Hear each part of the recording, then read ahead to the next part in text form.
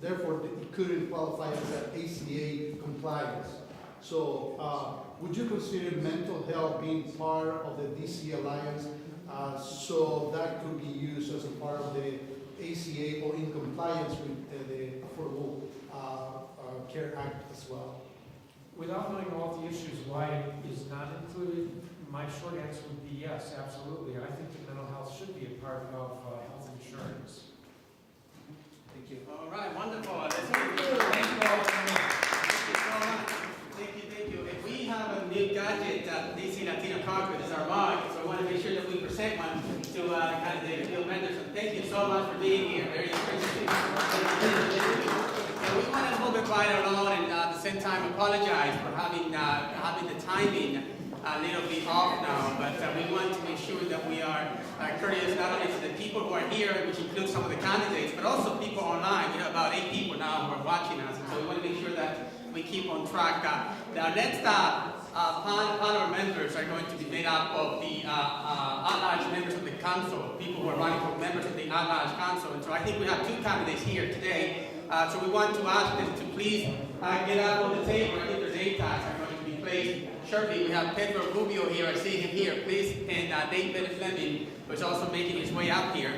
So we would ask that they please come out. And this forum, the debate is going to be moderated by Dr. Julia Lara, who's actually our former vice chair of the DC Latino Caucus.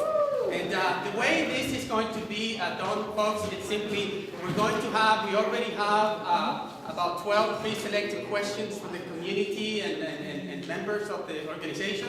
And they're going to be asking about 20 minutes worth of those questions right now. And then we'll go ahead and try to catch up with the timing for the next panelist members. Okay, so I'm going to go ahead and let Dr. Lara take it from here. So she's basically going to ask questions, and I guess the format is going to be where she's going to allow them to have a 1-minute introduction.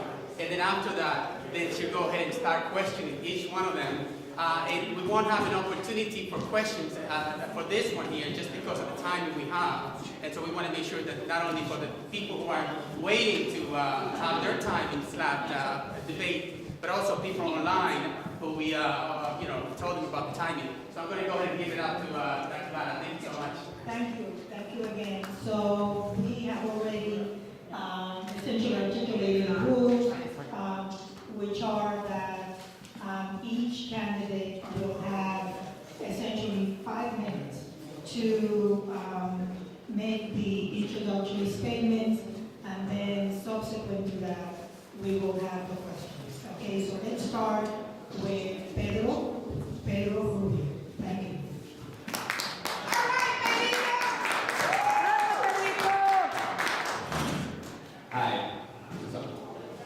Hi, my name is Pedro Rubio. I'm working for the at-large city council. I want to give you guys a little background about myself. I'm a native Washingtonian. My parents are from Salvadorian. They came in the late 70s. I graduated from American University for business with a bachelor's in business finance, and I'm currently attending Georgetown University for a master's in real estate development. I've done a lot of community work as far as mentoring, tutoring with at-risk students. I did a lot of volunteer work with Georgetown University Hospital. I've done volunteer work at a fire station. And I'm a former accountant for the Department of Health and Human Services. And I'm also a former contract specialist for the Department of Interior and Department of Defense. And I'm currently a contractor for the Department of Energy, writing contracts. I've awarded over $100 million of contracts for the federal government. And as far as my platform is concerned, I'm focused on education. I'm focused on providing after-school programs for kids to attend a program after school. Because from the hours of 3 to 6, kids have more chance of getting arrested than doing something good. And so we have somewhere where they can go from the hours of 3 to 6, then kids are more likely to get one-on-one help with writing and reading, and they'll be able to provide mentors and role models. I also want to focus on affordable housing for the working class and people from the Latino community, young professionals and young families who are trying to plant their roots here in DC, somewhere near. I want to make sure they have housing somewhere where it's safe and there's a lot of transportation. Also, I'm focusing on crime and preventing crime. I want more police visibility, more safe neighborhoods in DC, and I want to focus on gang prevention and neighborhood crew prevention and drug dealers. Because in the last week, in a couple of weeks, we've seen a couple of people have been shot for a drug deal or over gang violence, and it shouldn't be that way in DC. I believe DC has changed, and we should move on with the process. Just want to thank you guys for coming, and thank you guys for having me.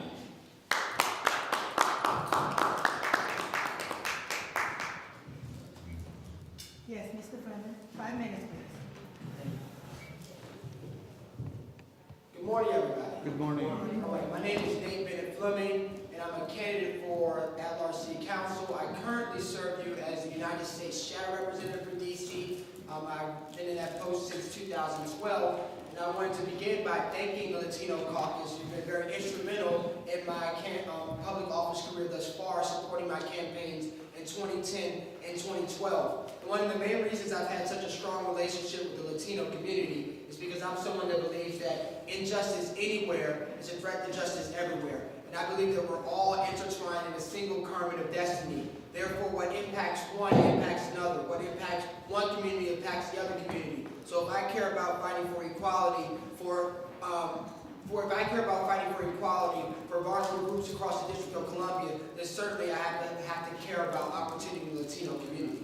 A little bit about my background. I'm 30 years old. I'm not a student. I teach at the University of the District of Columbia's law school. I have my law degree. I also studied in my master's program at Harvard University.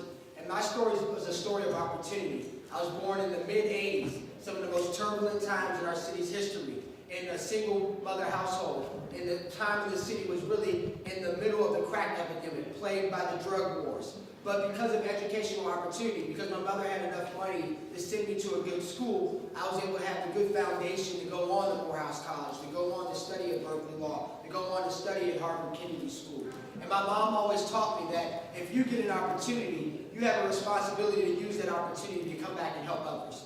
And that's why instead of taking a cushy corporate job, I worked at the law firms, I worked at the investment banks on Wall Street. But instead of doing that, I took the knowledge that I gained there and ran for office here in DC because I'm interested in public service because that impacts everyone.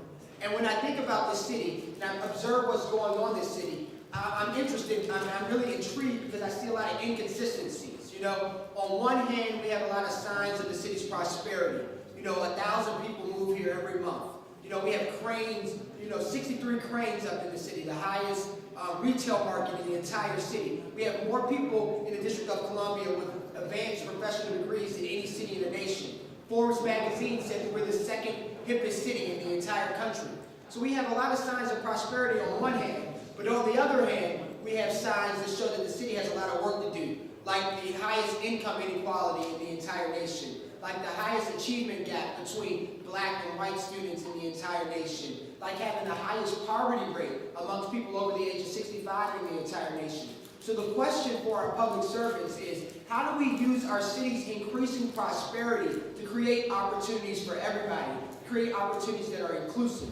And that's what I want to do. So when you look across the city, we're doing a lot of building, we're doing a lot of infrastructure building, we're building pathways to get people around the city. But what I want to do is build pathways to get people to where they want to go in their lives. And what's that? That's the infrastructure of opportunity. And what that means to me is we have a city where people can afford to live.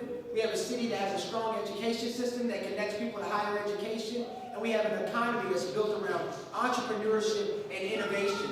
That's the infrastructure of opportunity. And the difference in this election isn't, all the candidates can come up here and say we need affordable housing or we need education. Listing the issues isn't very difficult. We need people that are actually going to get the work and have the skill set to do something and make a difference on these issues. And frankly, the other challengers don't have that skill set, and the incumbent hasn't demonstrated the ability to use legislation to make things work for you. So let me tell you specifically what I'm for as it relates to Latino communities. Clearly, I've always expressed my support for secure communities. I express my support for equality as it relates to licensing. But what we have to do is enfranchise all of our permanent residents here in the District of Columbia. We have to make the community college free for all residents here in the District of Columbia, to create those pathways of opportunity that are so desperately needed. So finally, before I sit down, I got 30 seconds left, I want to end with this phrase.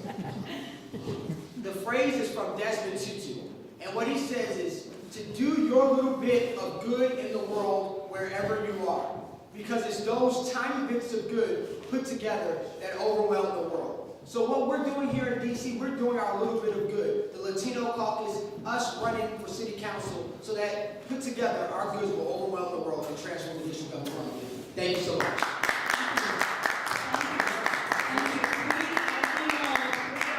We are running late in terms of time, so we are going to ask one question, and I will have the prerogative of asking that question. And the question has to do with the issue of Latino youth dropouts. The Latino youth have the highest dropout rate in the District of Columbia. And we wanted to know, what would you do to reverse this trend? Again, it has to do with the dropout rate in the District of Columbia. Generally, it's high for many of our kids, but Latino youth in particular have